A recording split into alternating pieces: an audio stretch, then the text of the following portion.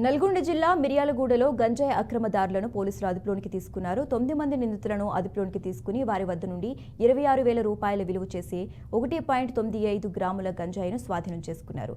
5 cell ఫోన్లను seize చేశారు. మాదక ద్రవ్యాల విక్రయ వినియోగాలపై కఠిన చర్యలు తీసుకుంటామని మిర్యాలగూడ డీఎస్పీ రాజశేఖర్ రాజు హెచ్చరించారు.